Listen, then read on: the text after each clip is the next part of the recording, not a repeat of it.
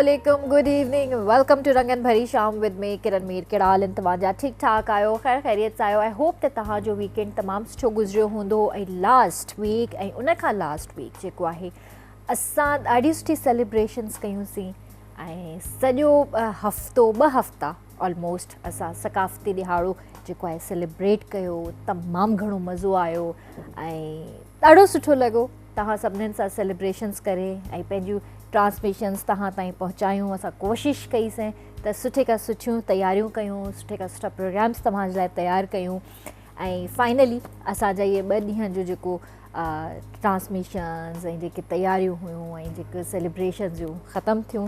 इंशाअल्लाह ज़िंदगी रही त नेक्स्ट ईयर वरी सां सुठे तरीक़े सां हीअ मेला जमाईंदासीं ऐं वापसि पंहिंजो सेट उअं ई थी वियो आहे। मिस पई कयां पर पार्ट ऑफ लाइफ थींदो रहंदो आहे। ज़ाहिर आहे इहे सेलिब्रेशन्स जा ॾींहं हूंदा आहिनि जेके असां सेलिब्रेट कंदा आहियूं। ॿियो इहो चवणु चाहींदसि त अॼुकल्ह ॿारनि में वायरस तमामु घणो फैलिजी रहियो आहे, सो एहतियात कयो। नंढड़नि ॿारनि खे फ्लू थिए थो, बुख़ारु थिए थो ऐं ॾाढा बीमार थी था वञनि, एतिरी हद ताईं बीमार थी था वञनि ॿार जो मदर्स स्पेशली मां उन्हनि खे चवंदसि त ॿारनि खे केयर कयो उन्हनि जी, छो जो हीअ वेदर न आहे जो तव्हां ॿारनि खे राति जो विञारियो थधे पाणी में। उहे बि ऐं हूअं बि गैस जो मसइलो लॻो पियो आहे, सॼे पाकिस्तान में आहे उहो गैस किथे बि अवेलेबल न आहे। हा, इलेक्ट्रिक गीज़र्स आहिनि तव्हां वटि त पोइ त तव्हां ॿारनि खे राति जो अगरि तव्हां हल्को फुल्को विञारे करे ऐं जेको आहे गरम करे उनखे सुम्हारियो त उहो वधीक सुठो आहे। पर जेकॾहिं तव्हांजे घर में गैस बि अवेलेबल न आहे त ॿारनि खे स्पंज करे उन्हनि खे नीट करे उन्हनि खे सुम्हारे छॾियो, पर महिरबानी करे राति जे टाइम ॿारनि खे न विञारियो, छो जो हिकदमि ॿारनि खे जेको आहे वायरस पकिड़े थो वञे पियो। हूअं ई बि कोरोना तव्हांखे ख़बर आहे त केतिरी हद ताईं वरी फैलिजी रहियो आहे पाकिस्तान जे अंदरि ऐं कराची में बि वरी थोरा थोरा केसिस थियणु शुरू थी विया आहिनि, कुझु डेथ्स बि थियूं आहिनि। त अल्लाह साईं खां पनाह घुरो ऐं दुआ घुरो त अल्लाह साईं हर कंहिंखे पंहिंजे हिफ़्ज़ो अमान में रखे ऐं जल्दी सां असां हिन सिचुएशन खां ॿाहिरि निकिरूं, छो त हाणे बस थी वई आहे। तक़रीबन 1.5-2 साल थी विया आहिनि असां हिन सां विढ़ी रहिया आहियूं, जंग करे रहिया आहियूं, पंहिंजी कोशिशि करे रहिया आहियूं त असां ख़्यालु कयूं पंहिंजो, पंहिंजे प्यारनि जो। पर समटाइम्स इंसानु जेको आहे न थोरो बेज़ार थी वेंदो आहे ऐं चवंदो आहे त बसि हाणे बस थी वई आहे। सो इहा बस तॾहिं थी सघंदी जॾहिं असां पंहिंजी महिनत पाण कंदासीं, अल्लाह साईं खां दुआ घुरंदासीं, तौबा कंदासीं त अल्लाह साईं असांजी मां जान छॾाए। असांजा गेस्ट बि हिते मौजूदु आहिनि, डॉक्टर साहब आहिनि। मां थोरी देरि में तव्हांखे उन्हनि सां जेको आहे कचेरी कराईंदमि। शोभी भाई भी हिते मौजूदु आहिनि, शोभी भाई खे बि मां वेलकम करणु चाहींदमि। अस्सलाम वालेकुम शोभी भाई, कैसे हैं आप? अस्सलाम वालेकुम किरण, वालेकुम ठाक, शुक्र अल्हम्दुलिल्लाह। आप बताएं कैसी हैं? अल्हम्दुलिल्लाह ठीक ठाक। आप बताएं कैसी तबीयत है? तबीयत बहुत ज़बरदस्त माशाल्लाह। और हमारे यहाँ तो देखें गैस भी माशाल्लाह से डॉक्टर्स इतने क्वालिफाइड, इतने अच्छे और इतने एक्सपीरियंस डॉक्टर आते हैं कि उन्होंने मुझे वैसे ही ठीक कर दिया। चले ज़बरदस्त, बहुत अच्छी बात है। ऐं व्यूअर्स, बीमारियूं तव्हांखे ख़बर आहे त घणनि ई क़िस्मनि जूं थींदियूं आहिनि ऐं अॼुकल्ह जेका हिकिड़ी बीमारी अॼुकल्ह त न काफ़ी टाइम खां वठी आहे जेका वरी सां मां चवंदसि त हाईलाइट थी आहे ॿारनि में स्पेशली, उहा आहे हार्ट डिज़ीज़। यानी ॿारनि खे जेको आहे पैदाइशी दिलि में सुराख़ बि हूंदो आहे, पैदाइशी हार्ट जा इशूज़ बि हूंदा आहिनि, या त वरी पैदा थियण खां पोइ बि थींदा आहिनि। त असां सां गॾु उहे डॉक्टर माहिर हिते मौजूदु आहिनि, उन्हनि सां सवाल जवाबु कंदासीं।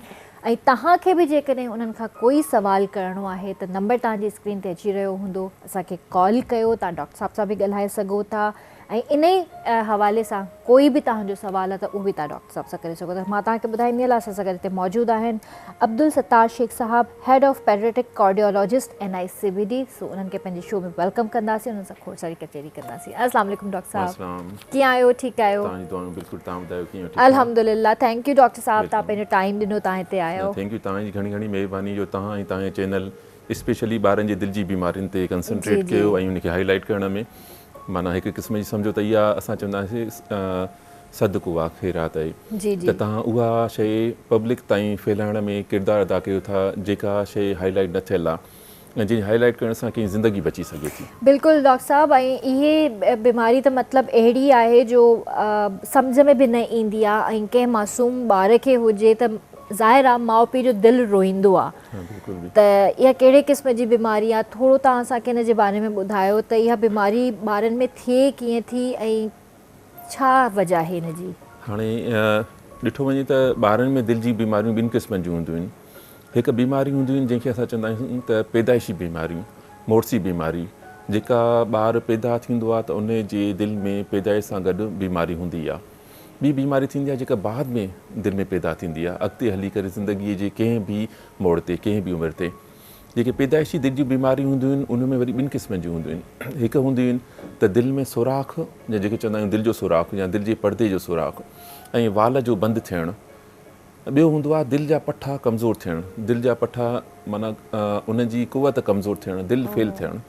त हिकु थी वियो त माना सोराख आहे या वाल बंदि आहे, या ॿियो आहे दिलि जा पठा कमज़ोर आहे ऐं दिलि कमज़ोर आहे। इहा थी वई जेका पैदाइश सां गॾु हूंदी, इन खे मोर्सी बीमारी चइबो आहे, जेका सम्झो त ॿार खे पेट मां ई शुरू थिए थी ऐं उहा डायग्नोस थिए थी जॾहिं ॿारु पैदा थिए थो। ॿी बीमारी हूंदी आहे जेका पैदाइश खां पोइ थी सघे थो 1 महीने जी उमिरि में, 1 साल में या 10 सालनि में अॼु पैदा थिए। उन में वरी 2-3 क़िस्म जूं हूंदियूं आहिनि। हिकिड़ी हूंदी आहे त को बि इन्फेक्शन थियो ॿार खे, उन इन्फेक्शन वञी दिलि जे पठनि खे कमज़ोर करे छॾियो, दिलि कमज़ोर थी वई, दिलि जा पठा कमज़ोर थी विया, जेके असां मायोकार्डाइटिस चवंदा आहियूं। सही। ॿी हूंदी आहे त उहा साॻियो ई वरी जेकॾहिं गले जो इन्फेक्शन आहे, गले जो इन्फेक्शन वञी करे दिलि जे वालनि ते असरु कंदो आहे, हमिलो कंदो आहे ऐं वाल लीक थी वेंदा आहिनि। उहो साॻियो जरासीम जिस्म जे जोड़नि ते बि असरु कंदो आहे, ब्रेन ते बि असरु कंदो आहे, स्किन ते बि असरु कंदो आहे। जे नॉर्मली असां गुटली जी बीमारी चवंदा आहियूं, इहा आहे। उन खां अलावा वरी ईअं थींदो आहे त अॻिते हली करे को बि जरासीम जेको वञी करे पंहिंजो दिलि में वञी उहा जरासीम वेही रहनि ऐं दिलि खे आहिस्ते आहिस्ते ख़राबु करणु लॻे, उनखे असां चवंदा आहियूं इन्फेक्टिव एंडोकार्डाइटिस। पर तव्हां इन में ॾिसंदो हिते इन्फेक्शन जरासीम जो वॾो रोल आहे। माना जेके पैदाइशी आहे उहा त जेके आहिनि मोर्सी, पर बाद में जेके बीमारियूं थियूं थियनि घणे क़दुरु जरासीमनि जे करे। माना को न को जरासीम जेकॾहिं प्रॉपरली असां उन जी डायग्नोसिस न थियो, ट्रीटमेंट न थी ऐं उन जिस्म ते हमिलो कयो त दिलि जी ॿिए जिस्म जी कंहिं हिसे ते बि करे सघे थो, या दिलि ते बि असरु कंदो। त माना 2 क़िस्म जी बीमारियूं थियूं, हिकु पैदाइशी थियूं, हिकिड़ी बाद में थियूं थियनि। डॉक्टर साहब, पाकिस्तान में केतिरा ॿार हूंदा जिन खे इहो प्रॉब्लम हूंदो? हाणे जेके पैदाइशी बीमारी न उहो त मख़सूसु हूंदो आहे त 100 मां हर 100 मां हिकु ॿार खे जेको बि पैदा थींदो दिलि जो मसइलो हूंदो। इहो सॼी दुनिया में कॉमन आहे, स्टैंडर्ड आहे। त असांजे पॉपुलेशन जे हिसाब सां जेको बर्थ रेट आहे त 50 to 60,000 पर ईयर ॿार पैदा थींदा आहिनि जे दिलि जी बीमारियुनि सां गॾु थींदा आहिनि, चाहे उहो दिलि में सुराख हुजे, वाल तंग हुजे या दिलि कमज़ोर हुजे। ऐं उन्हनि मां सम्झो त 25% अहिड़ियूं बीमारियूं हूंदियूं आहिनि जेके ॿारु पैदा थींदे ई फोत थी वेंदो आहे। छो त जेकॾहिं उनखे फ़ौरन उहा बीमारी डायग्नोस न थी ऐं उनजो इलाजु न थियो त ॿार जी सिधो सम्झो त उनजी जान ते असरु कंदो। ऐं उन खां पोइ वरी बाक़ी जेके सम्झो त 75% बीमारियूं आहिनि उहे टाइम सां गॾु पंहिंजूं को न को साइन सिम्टम्स अपीयर कंदियूं आहिनि। पर ईअं उन मां बि सम्झो 25% उहे बीमारियूं जेके शुरूअ में असां डायग्नोस न कयोसीं, ट्रीटमेंट न कईसीं, त अॻिते हली ॿार खे ख़राबु करे छॾियूं। सही। त इहे त सम्झो त असां वटि 50 खां 60 हज़ार ॿार हर साल पैदा थियनि था। ऐं अहिड़ा सम्झो त जेकॾहिं पोयां ॿार आहिनि उहे बि ज़ाहिर आहे हर साल एतिरा पैदा थींदा विया आहिनि, गॾु थींदा विया आहिनि, त सम्झो त असां वटि को अराउंड 1 मिलियन जे क़रीब पाकिस्तान में ॿार हूंदा जेके दिलि जी बीमारियुनि सां गॾु हूंदा। उन मां सम्झो त मोर देन 50% पेशेंट उहे हूंदा जेके अञा ताईं न डायग्नोस थिया आहिनि, न उनखे ट्रीटमेंट मिली आहे। डॉक्टर साहब, ॻाल्हियुनि खे कंटिन्यू कंदासीं, ते कॉल वठंदासीं। असां सां गॾु कॉल बि आहे, नूरुल्ला भाउ आहिनि, लाड़काणे मां कॉल आहे। हलो, अस्सलाम वालेकुम। वालेकुम सलाम। अदीशा हाल आहे? ख़ुशि आहियो भेण? अल्हम्दुलिल्लाह ठीक भाउ, तव्हां ॿुधायो कीअं आहियो? ठीकु आहियो?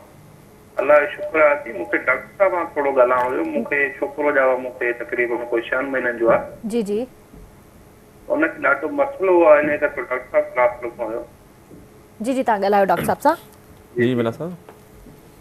अस्सलाम वालेकुम सर। वासलाम। क्या हाल आहे? ख़ुशि आहियो? हाँ, तव्हां ॿुधायो। सर अल्लाह जो शुक्र आहे। मूंखे मुंहिंजो पुटु आहे गुरनाड़ो ॼाओ, हाणे माशाल्लाह 6 महीने 7 जो आहे। जी जी। उनखे मसइलो इहो आहे जो मां जी थधि बि कंहिं महिल नथो वठे। ठीकु आहे। उन खां पोइ नक खे ॾाढो थो मतिलबु ज़ोर ॾे। ठीकु आहे। ऐं जो पासो कन में बि उनखे राति जो सूर थो पए। ठीकु आहे। इन लाइ मां ॾाढो इलाजु करायो, पर अॼु ताईं मतिलबु सुठो इलाजु न मिलियो मूंखे। इन लाइ छा करणु खपे सर? इन लाइ त ॾिसो न, जेका तव्हां शयूं ॿुधायो था इन जो मतिलबु त हिन ॿार खे या त सीने में बलगम थो थिए, नक ऐं गले में बलगम थो थिए, जंहिंजे करे उहो नक जो जेको नलकी हूंदी आहे ऐं कन जी नलकी पोइ ते वञी निड़ीअ में मिलंदी आहे, उन में ब्लॉकेज थी अचे। त तव्हांखे सभ खां पहिरियों ॾिसो त छा तव्हांजे ॿार खे साहु खणण में आवाज़ु थिए थो, राति जो जॾहिं सुम्हे थो त आवाज़ु पैदा थिए थो, उहो बलगम वञी अटकेसि थो, जेको बलगम वञी कन जो इन्फेक्शन बि करे थो, कन ते दॿाउ थो अचे, नक में दॿाउ थो अचे, उनखे बेचैनी पैदा थी थिए ऐं उन सां गॾु ज़ाहिर आहे उहो बलगम जेको आहे न सीने बि में हली वेंदो त ॿार जो सीनो बि ख़राबु रहंदो, न खीरु वठी सघंदो, खीरु वठंदो नक बंदि हूंदो, मुंहं मां खीरु वठंदो त साहु न खणी सघंदो, त बेचैनी थींदी, खीरु न वठी सघंदो। मुंहिंजे लाइ बहितरु आहे त तव्हां ॿारनि जे कंहिं डॉक्टर खे ॾेखारे करे इन तरीक़े सां वरी तव्हां ENT जे डॉक्टर खे ॾेखारे सघो था, पर पीडियाट्रिशियन खे ॾेखारियो, तव्हां लाड़काणे में आयो, हुते चिल्ड्रन हॉस्पिटल आहे, शेख ज़ैद तमामु बहितरीनु हॉस्पिटल आहे, पर जेकॾहिं तव्हांखे चवनि था त को दिलि जो मसइलो आहे त असांजी हॉस्पिटल बि हुते NICUD जी ब्रांच आहे लाड़काणे में ई, तव्हां उते हली वेंदो, तव्हांजो ECG एक्सरे ईको हर शइ फ्रीअ में थी वेंदो, त जेकॾहिं को मसइलो आहे उहो बि डायग्नोस थी वेंदो। ठीकु नूरुल्लाह भाउ, मूंखे उमेदु आहे त तव्हांखे तव्हांजे सुवाल जो जवाबु मिली वियो हूंदो। ऐं बदीन मां हिकु ॿी कॉल आहे असां वटि, बशीर पठान भाउ आहिनि। हलो अस्सलाम वालेकुम। वालेकुम सलाम, बदीन खां बशीर मन पठान थो ॻाल्हायां। जी जी भाउ, कीअं आहियो? ठीकु आहियो? अल्हम्दुलिल्लाह, तव्हां कुझु है? जी जी बिल्कुलु ठीकु। जी डॉक्टर साहब खां हिकिड़ो सवाल पुछणो आहे त जेके नंढड़ा ॿार हूंदा आहिनि पैदाइशी जेके जंहिंमें दिलि जी तकलीफ़ूं हूंदियूं आहिनि, बीमारियूं आहिनि, छा उन जो इलाजु मुमकिन आहे, छा उन केतिरे हद ताईं उहो कयो वञे थो? ठीकु आहे भाउ, ठीकु आहे, बिल्कुलु पुछूं था। थैंक यू, पंहिंजो ख़्यालु रखिजो। अल्लाह हाफ़िज़। अच्छा, हाणे तव्हां ॾिसो न, मां तव्हांखे सिंपल चयो त इहे बीमारियूं जेके बि दिलि जूं आहिनि, पहिरियों त हर कोई इहो चवंदो यार हिन जो दिलि जी बीमारी जो मसइलो जेको इलाजु आहे ॿाहिरि मुल्क में थींदो, तव्हां खणी वञो ॿार खे, हिते कुझु न थींदो, पर हाणे ईअं न आहे। जॾहिं खां NICUD पंहिंजा सेंटर्स जेके आहिनि न डिफरेंट सिटीज़ में डेवलप कया आहिनि, जीअं हैदराबाद आहे, टंडमो खान आहे, सेवण आहे, लाड़काणो आहे, सखर आहे, खैरपुर आहे, मिठी आहे, जिते किथे NICUD जो सेटअप ठहियलु आहे, सेंटर ठहियलु आहे, उते उते ॿारनि जी दिलि जी बीमारीअ जो डॉक्टर वेठो आहे, जेको बीमारीअ खे डायग्नोस बि कंदो, ईको बि कंदो ऐं तव्हांखे इलाज बि ॿुधाईंदो। उन सां गॾु सखर में ऐं टंडमो खान में असांजो हॉस्पिटल में वार्ड बि ठहियलु आहे ॿारनि जो, त ॿार खे असां उते दाख़िल बि उते कंदासीं। एंजियोप्लास्टी होल खे बंदि करिणो आहे जेकॾहिं बिना ऑपरेशन जे या ऑपरेशन जी ज़रूरत आहे, उहा बि उते बि थी वेंदी, इवन तव्हांखे कराची अचण जी ज़रूरत बि न आहे। त हाणे इलाजु मौजूदु हुजणु त परती शइ रही, इलाजु तव्हांजे बदीन जे भरिसां टंडमो खान आहे, सही, तव्हां सम्झो त 50 मिंटनि जे फ़ासिले ते टंडमो खान आहे, उते ॿारनि जो वार्ड ठहियलु आहे, दिलि जी बीमारियुनि जो, ॿारु वेंदो, ईको थी वेंदो फ्रीअ में, दाख़िला थी वेंदी, ऑपरेशन थी वेंदो, हर शइ उते मिली वेंदी तव्हांखे, कराची बि न अचण जी ज़रूरत न आहे। माना एॾी सहूलियत असांजे government of Sindh specially NICUD सां गॾु मिली करे मुहैया कई आहे। सही, यानी free of cost, free of cost, रुपयो बि ख़र्च न आहे। ठीकु आहे, पर डॉक्टर साहब जेकॾहिं मतिलबु पाकिस्तान में जेकॾहिं हिन जो इलाजु आहे त उहो केतिरो एक्सपेंसिव हूंदो?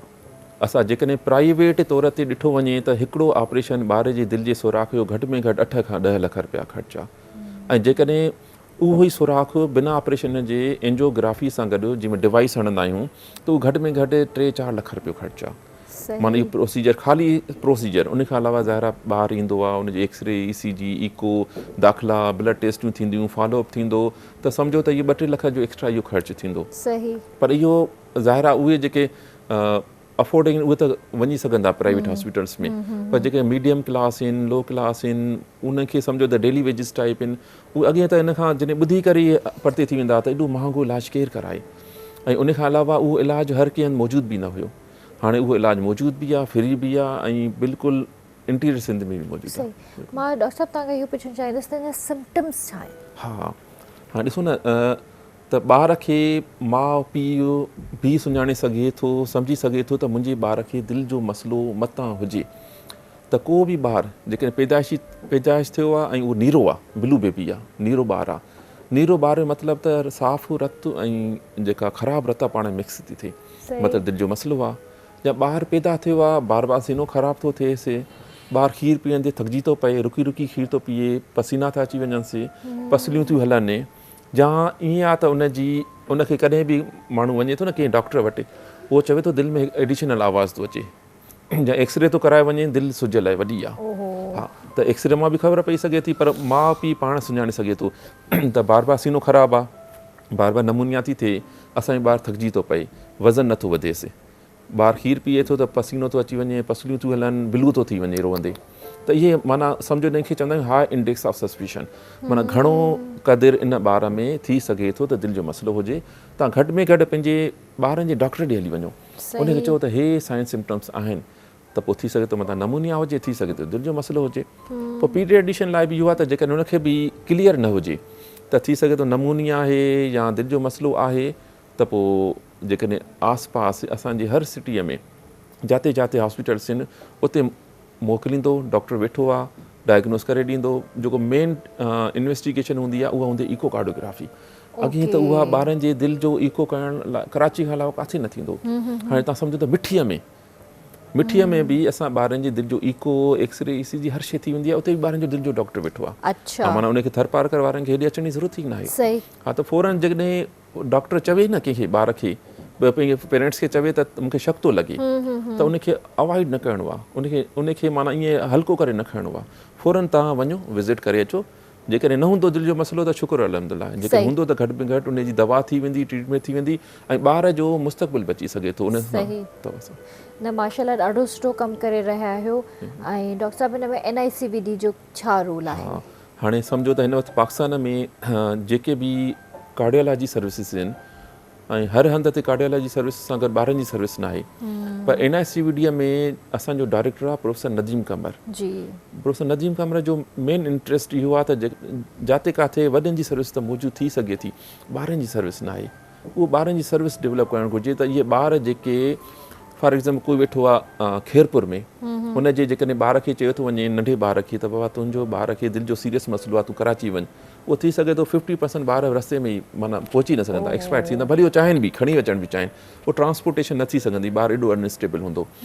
त उहे शयुनि खे ॾिसी करे उन स्पेशल गवर्नमेंट ऑफ सिंध खे रिक्वेस्ट करे उनखां सपोर्ट वठी करे जेके जेके हॉस्पिटल जंहिं सिटीअ में NICVD ठाही उते ॿारनि जी सर्विस शुरू कराई ऐं फ्री ऑफ कॉस्ट, ऐं पुश कयो, मोटिवेट कयो इवन डॉक्टर्स खे त तव्हां अचो इंटीरियर मां ट्रेनिंग वठो ऐं स्पेशली ट्रेनिंग वठी करे तव्हां उते वञी सर्व कयो।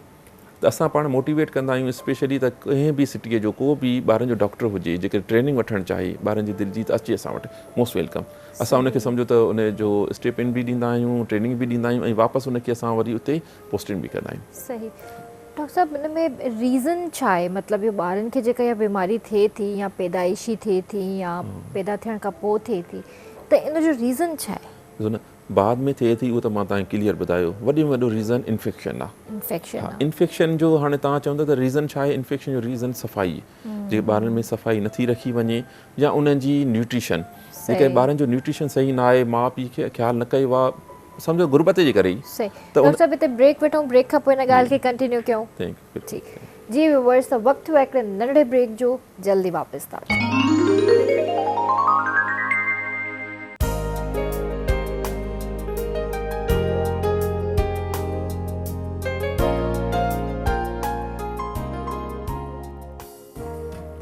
वेलकम बैक व्यूअर्स, ॿीहर तव्हां सां हाज़िर आहियूं ऐं डॉक्टर साहिब सां जेको आहे सवाल जवाब हली रहिया हुआ। तव्हांखे जेकॾहिं कोई सवाल करिणो आहे त तव्हां असांखे कॉल्स करे सघो था ऐं डॉक्टर साहिब सां सवाल करे सघो था। डॉक्टर साहिब, जेका ॻाल्हि थी रही हुई ब्रेक खां पहिरियां त सिम्टम्स जे हवाले सां या त वरी छा रीज़न्स आहिनि, त इहो मां तव्हां खां पुछणु चाहींदसि त जेको हिकिड़ो त तव्हां ॿुधायो त इन्फेक्शन रीज़न आहे, ऐं माउ जे पेट में आहे ॿारु। हा, ॾिसो, हिकु थी वई जेका अक्वायर्ड डिज़ीज़ जेका बाद में थी पैदा थिए, उन में घणे क़दुरु सबबु इन्फेक्शन आहे, पर मां त चयो त उन सां गॾु ॿार जी पंहिंजी हाइजीन थी वई, इम्यूनिटी थी वई, न्यूट्रिशन थी, वैक्सीनेशन थी, त उहो बि तमामु घणो इम्पॉर्टेंट रोल आहे। जेकॾहिं ॿार में इम्यूनिटी सही न आहे त जल्दी इन्फेक्शन पकड़ींदो, न्यूट्रिशन सही न आहे, कमज़ोर ॿार आहे, जल्दी इन्फेक्शन पकड़ींदो, त इहे सभु रोल प्ले कनि था, जेका उहे बीमारियूं जेके दिलि जूं बाद में थियूं थियनि। पर इन सां गॾु ॿारु जॾहिं माउ जे पेट में अंदरि आहे त उहे सभु शयूं जेके माउ जी ग्रोथ ते, माउ जी हेल्थ ते असरु कनि थियूं, माउ जी न्यूट्रिशन, माउ जी खून जी मिक़दार, माउ जो ब्लड प्रेशर, माउ जी शुगर, माउ जो प्रॉपर चेकअप न थियणु या उन जी वैक्सीनेशन न थियणु, या ॿार जो अंदरां जेका वेलबींग चवंदा आहियूं स्टेटस, अल्ट्रासाउंड वग़ैरह, त ॿार खे को ग्रोथ में प्रॉब्लम त न थी रहियो आहे, या माउ खे को अहिड़ी मेडिसिन्स न मिलियूं आहिनि जेके वञी, छो त माउ जी जेका बि शइ हूंदी ॿार में वेंदी, जेकॾहिं माउ खे कोई रेडिएशन मिलियूं आहिनि, एक्सरे, उहे ॿार ते असरु कंदियूं, को मेडिसिन अहिड़ियूं आहिनि जेके वञी असरु कंदियूं ॿार ते, त इहे सभु सबबु आहिनि। पर उन सां गॾु उहे सबबु माना इहे कंदा त वञी ॿार जी दिलि ते बि असरु कनि था ऐं दिलि जी बीमारी पैदा करे सघनि था। पर उन सां गॾु हिकिड़ो ॿियो सबबु आहे जंहिंखे असां चवंदा आहियूं त ख़ानदानी शादी। ख़ानदान जे अंदरि कज़न मैरिज, उन जो मिसाल ईअं आहे त जेकॾहिं ख़ानदान में तव्हांखे हिकिड़े ॿार खे दिलि जो मसइलो आहे त ॿिए खे अञा चांस डबल आहे। त जेकॾहिं माउ खे आहे त ॿार में थी सघे थो, पीउ खे आहे त ॿार में थी सघे थो, पर जेकॾहिं हिकिड़े ॿार खे आहे त ॿिए ॿार खे थी सघे थो। त इन जो मतिलबु त इहो जेनेटिकली जनियाती बि आहे, मोर्सी बि आहे। त पोइ इन करे चवंदा आहिनि त कज़न मैरिज ओवरऑल जेकॾहिं तव्हांजे ख़ानदान जे अंदरि जीअं ॿियूं बीमारियूं जीअं थैलेसीमिया में चवंदा आहियूं, त ईअं जेकॾहिं दिलि जो मसइलो आहे त थोरो अवॉइड कजे। डॉक्टर साहब, ये जेके अल्बाइनोस जेके पैदा थींदा आहिनि त इन्हनि में बि इश्यूज़ थींदा आहिनि?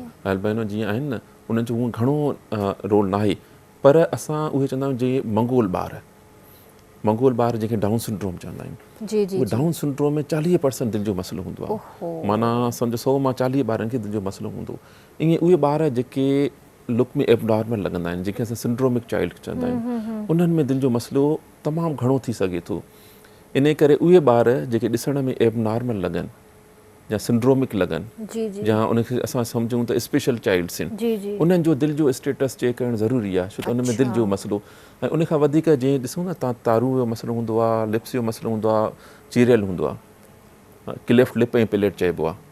लिप ऐं जेको तारू हूंदो आहे उन में सुराख हूंदो आहे, उन में बि घणो दिलि जो मसइलो थी सघे थो। या उहे ॿार जेके हॾियुनि जो मसइलो हूंदो आहे, ब्रेन नंढो हूंदो आहे, चेस्ट स्मॉल हूंदी आहे, उन्हनि में बि दिलि जो मसइलो थी सघे थो। माना इन्हनि सां गॾु एसोसिएशन आहे। त उहे ॿार जंहिंखे तव्हांखे लॻे त कुझु ॿियो मसइलो बि आहे जिस्मानी तौर ते, त उनजो दिलि जो स्टेटस चेक करणु ज़रूरी आहे, उनखे रेफर करणु ज़रूरी आहे। माउ पीउ खे घुरिजे त हिकु दफ़ो दिलि जे डॉक्टर खे ॾेखारे छॾी त भाउ मुंहिंजे ॿार खे ॿिया मसइला त आहिनि, छा उनजे दिलि जो मसइलो बि आहे, छो त ॿिया मसइला थी सघे थो उन सां कुझु न करे सघूं, पर दिलि जे मसइले खे कुझु करे सघूं था। त घटि में घटि उहो ॿार अॻु में जेकॾहिं कंप्रोमाइज़ थियल आहे पंहिंजी ज़िंदगीअ में, त घटि में घटि अञा वधीक कंप्रोमाइज़ त न थिए न। ईअं घटि में घटि असां हुन इलाज करे, मेडिसन ॾेई करे एतिरी लाइफ ने गुज़ारण जी हेल्प करे सघूं त घटि में घटि वधीक फैमिली ते बर्डन न हुजे। डॉक्टर साहब, छा ॿार ये सर्वाइव करे सघनि था? सिंपल तव्हांखे मां ॿुधायां, जेकॾहिं दिलि जो सुराख आहे, दिलि जो सुराख ईअं त उनखे जेकॾहिं इलाज न कंदो, थी सघे थो 20-30% सुराख, नंढा सुराख ऐं दरमियानी सुराख बंदि थी वञनि।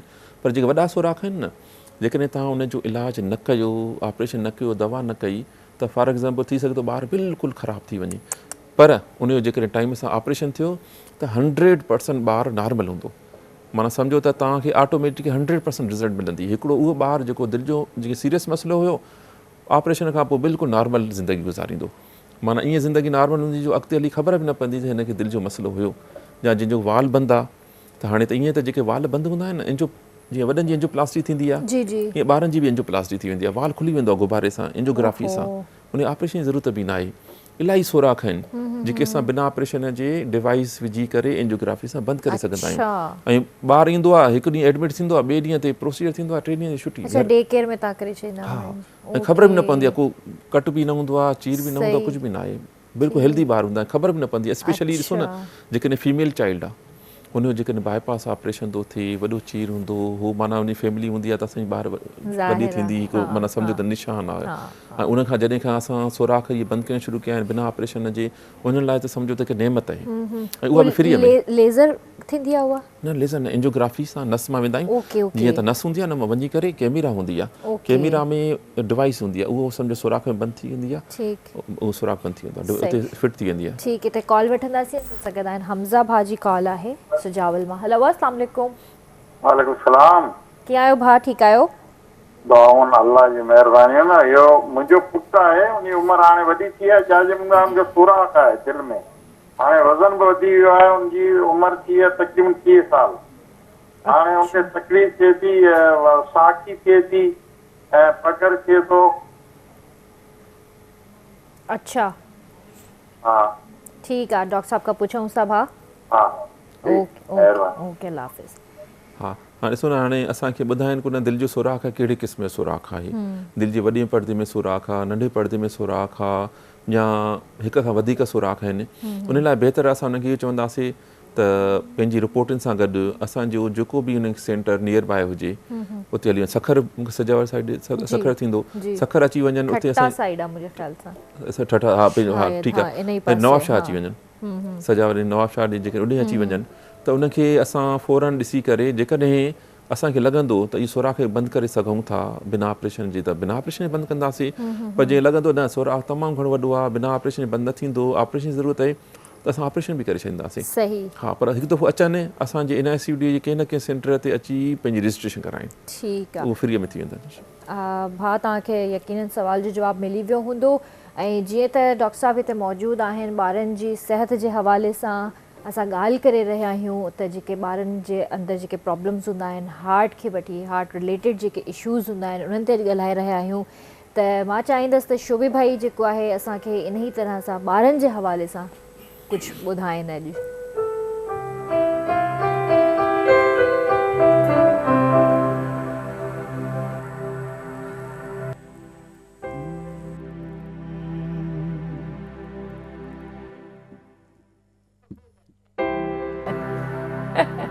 मैं कभी बतलाता नहीं, पर अंधेरे से डरता हूँ मैं माँ। यूं तो मैं दिखलाता नहीं, तेरी परवाह करता हूँ मैं माँ।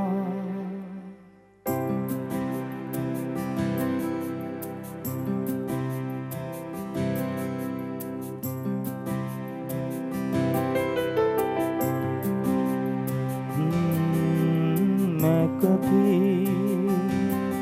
बतलाता नहीं, पर अंधेरे से डरता हूँ मैं माँ। यूं तो मैं दिखलाता नहीं, तेरी परवाह करता हूँ मैं माँ। तुझे सब कुछ पता है न माँ, तुझे सब कुछ पता है न माँ।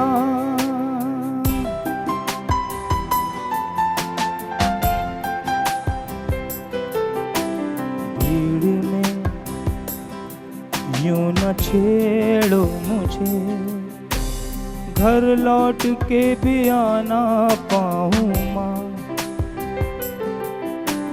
भेजना इतना दूर मुझको तू, याद भी ना आऊँगा मैं माँ। क्या इतना बुरा हूँ मैं माँ, क्या इतना बुरा हूँ मैं माँ। तेरी परवाह करता हूँ मैं माँ।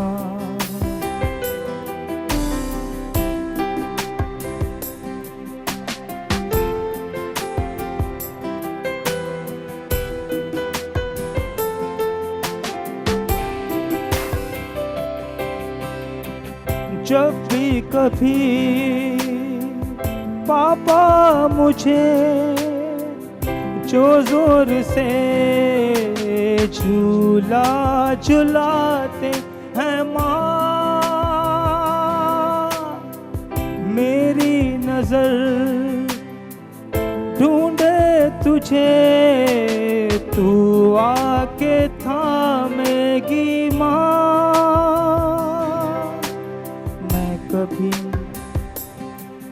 बतलाता नहीं, तेरी परवाह करता हूँ मैं माँ। यूं तो मैं बतलाता नहीं, पर अंधेरों से डरता हूँ मैं माँ। तुझे सब कुछ पता है न माँ, तुझे सब कुछ पता है न माँ, मेरी माँ। वेरी नाइस शोबी भाई, ज़बरदस्त। ज़बरदस्त। डॉक्टर साहब एतिरो महांगो इलाज ऐं उहो बि NICUD फ्री में करे, इहो कीअं पॉसिबल आहे? इहो स्पेशली हीअं त असांजो जेको डायरेक्टर आहे प्रोफेसर नदीम कमर, उन स्पेशल इंट्रस्ट वठी करे गवर्नमेंट खे कन्विंस कयो, उनखे नंबर्स ॾेखारिया, उनखे उन रिज़ल्ट्स ॾेखारिया त जेकॾहिं असां उन पेशेंट खे जेको एमरजेंसी में असां वटि अचे थो, जंहिंजे लाइफ एंड डेथ जो मसइलो आहे, थी सघे थो उन वटि इहे 2-3 लख रुपया न हुजनि त पंहिंजी ज़िंदगी बचाए सघे, ऐं उहो ज़िंदगी बचाइण लाइ जेकॾहिं तव्हां हेल्प कयो ऐं असां उन्हनि खे जेकॾहिं इलाज फ्री प्रोवाइड कयूं त उहा ज़िंदगी बची वेंदी, त उहो इंसानु मुआशरे लाइ कारमंद साबित थींदो। ऐं उहा जेके पेशेंट आहिनि जेके थी सघे थो ज़िंदा न रही सघंदा हुजनि, उहे पंहिंजी ज़िंदगी गुज़ारींदा, उहे छो त सपोर्टिंग आहिनि पंहिंजी फैमिलीज़ जा। ईअं साॻियो ई जेके ॿार आहिनि ज़ाहिर मुस्तक़बिल जो सरमायो उहे ई आहिनि, मुस्तक़बिल क़ौम जो मुस्तक़बिल उहे ई आहिनि। त उन्हनि खे जेकॾहिं असां नंढे हूंदे ई इलाजु न कंदासीं त छा थींदा, बर्डन थींदा क़ौम ते, बर्डन थींदा पंहिंजी फैमिली ते। उन जा पेरेंट्स ज़ाहिर आहे उन हिकु जेको बीमार ॿार खे सॼो टाइम ॾेई छॾींदा जेको हुनखे ॿिए सेहतमंद ॿार खे ॾियणो हो, सभु कुझु उन ते ख़र्च करे छॾींदा जेको सेहतमंद ॿार खे ॾियणो, त उहो सम्झो त फैमिली लाइ ऐं मुआशरे लाइ हिकिड़ो बर्डन थी वेंदो। त उनखे जेकॾहिं असां इलाजु प्रोवाइड कंदासीं फ्री में, त उहो बि हिकिड़ो ॿियनि सेहतमंद ॿारनि वांगुरु मुआशरे लाइ मुफ़ीद इंसानु साबित थींदो। अॻिते हली ज़ाहिर उहो बि पंहिंजो पार्ट प्ले कंदो ऐं थी सघे थो बहितर तरीक़े सां करे, ऐं उहो अंडरस्टैंड करे त गवर्नमेंट या कंहिं मूं ते इन्वेस्ट कयो आहे, मुंहिंजी मदद कई आहे, ऐं उनखे उहो अॻिते हली करे थी सघे थो पंहिंजी नेशन खे सर्व करे। त इहो ड्रीम रखी करे असांजे डायरेक्टर स्पेशली सम्झो त एफर्ट्स वठी करे इहो गवर्नमेंट खां सपोर्ट वरिती आहे, ऐं गवर्नमेंट ऑफ सिंध स्पेशली हिन में इंट्रस्ट वरितो आहे। उन जॾहिं ॾिठा रिज़ल्ट्स ॾिठा, फ़ाइदो ॾिठो, सिर्फ़ु सिंध न, पूरो Balochistan, KPK, lower Punjab, Afghanistan, Iran, उहे पेशेंट सभु ईंदा आहिनि। जॾहिं खां उन्हनि ख़बर पई आहे त हिते हिकु त बेस्ट ट्रीटमेंट, माना जीअं चइबो आहे न state of the art treatment, उहा प्रोवाइड थी कई वञे ऐं फ्री ऑफ कॉस्ट, ऐं उहे सर्जन, उहे कार्डियोलॉजिस्ट, उहे फिज़िशियन मौजूदु आहिनि जेके वॾी में वॾी हॉस्पिटल में बि न आहिनि। असां वटि सम्झो त को बि असांजो डॉक्टर आराम सां कंहिं बि कंट्री में वञी सघे थो, उन हाईएस्ट पे मिली सघे थी, पर हिते सर्व था कनि ऐं फ्री ऑफ कॉस्ट था कनि, ऐं उन्हनि खे बिल्कुलु परमिशन न आहे त किथे बि प्राइवेट प्रैक्टिस कनि। असां माना 24 आवर्स बाउंड हूंदा आहियूं कि जेको बि असांजो सर्जन हूंदो, कार्डियोलॉजिस्ट सुबुह खां वठी इवन घर हली बि वेंदो न, एमरजेंसी कॉल ईंदी उनखे अचिणो आहे, उनखे परमिशन न आहे त तव्हां किथे आउटसाइड सर्व कयो प्राइवेट में। त उहो में ज़ाहिर आहे उन वरी पोइ उन रिज़ल्ट्स एतिरा सुठा आया आहिनि, बहितरीनु आया आहिनि, जो अञा गवर्नमेंट उनखे इंकरेज कयो आहे स्पेशली पंहिंजे कैबिनेट में, त बाबा इहो जेके न बल्कि ॿियनि सूबनि खे बि घुरिजे त अहिड़े प्रोग्राम्स स्टार्ट करे। माशाल्लाह माशाल्लाह। ते कॉल वठंदासीं, गुलरेज़ चांडियो भाजी कॉल आहे लाड़काणे मां। हलो, अस्सलाम वालेकुम। वालेकुम अस्सलाम। कीअं आहियो भाउ? ठीकु आहियो? अल्हम्दुलिल्लाह दी, अल्लाह संजो शुक्र आहे, बिल्कुलु ठीकु ठाक। तव्हांजो दुआऊं, तव्हां कीअं आहियो? ठीकु आहियो? जी जी अल्हम्दुलिल्लाह। जी भाउ तमामु सुठो शो तव्हां खणींदा आहियो, माशाल्लाह। अॼु बि तमामु सुठो आहे असांजो शो, त नॉलेज मिले पई। डॉक्टर साहब वेठा आहिनि, ॿारनि जे बारे में ॿुधाइनि पिया। जी, तो डॉक्टर साहब सां ॻाल्हाईंदासीं। ॻाल्हायो भाउ। अस्सलाम वालेकुम। वासलाम। कीअं आहियो? ठीकु आहियो? तव्हां दुआएं, तव्हां ॿुधायो तव्हां कीअं? अल्हम्दुलिल्लाह, अल्लाह संजो एहसान, फर्स्ट क्लास। अच्छा डॉक्टर साहब, मुंहिंजी नंढड़ी आहे, तक़रीबन 15-20 ॾींहंनि जी आहे। जी जी। त उनखे झटको थी थो वञे, मतिलबु हुनजे दौरान मतिलबु थोरो उल्टी करे थी, हुन खां पोइ मतिलबु बेहोश थी वञे, जो झटको थी थो वञे। इन जे बारे में तव्हां खां सवाल आहे मुंहिंजो, त इहो केतिरे अर्से ताईं हलंदो या हिन जो इलाज केतिरो टाइम हलाइणु घुरिजे? न न, ॾिसो न, तव्हां जेका शइ चओ था त फिट्स पइजी था वञनि, झटको थो अची वञे, उहो कहिड़ी नेचर जो आहे? उनखे सभ खां पहिरियों ॾिसणो पवंदो त झटके जो सबबु कहिड़ो आहे। छा उनजो ब्रेन ते को इफेक्ट आहे, या जिस्म में ॿी का मसइलो आहे, को इन्फेक्शन आहे, या उनखे थी सघे थो नमकियात जो मसइलो हुजे। उहो तव्हां बहितर आहे त ॿारनि जे जेको न्यूनेटोलॉजिस्ट हूंदो आहे, न्यू बॉर्न बेबीज़ जा डॉक्टर्स हूंदा आहिनि, त उन वटि फ़ौरन हली वञो। ऐं तव्हांजे करीब काफ़ी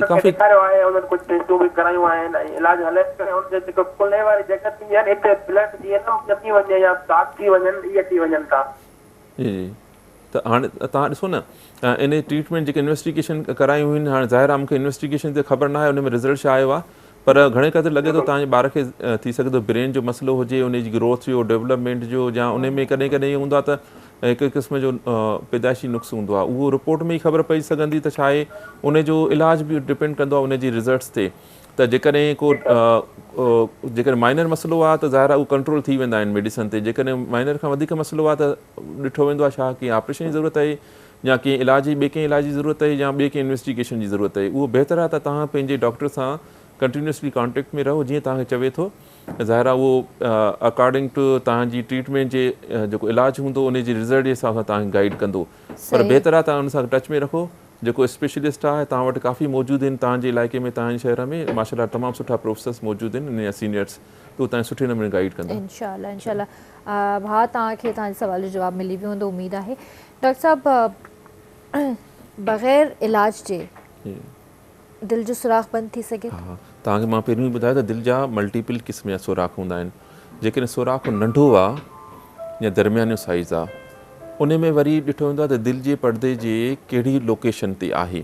जेकॾहिं दिलि जे परदे जे हेठे तरफ़ खां आहे, गोश्त में विच में आहे, स्मॉल खां मॉडरेट साइज़ आहे, त उन जा सम्झो त तमामु सुठा चांसिस आहिनि, 80 to 9% चांसिस आहिनि त बंदि थी वेंदा ऑटोमेटिकली।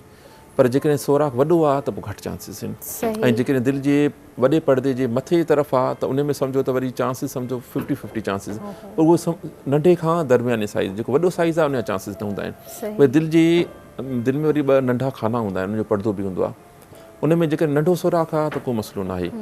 जेकॾहिं दरमियाने साइज़ सुराख आहे त पोइ बि मतिलबु उहो तकलीफ़ न ॾींदो आहे, ॿार खे परेशान न कंदो आहे, घणो डिस्टर्ब न कंदो आहे। पर जेकॾहिं वॾो सुराख आहे त उनखे पोइ वरी बंदि करिणो पवंदो आहे।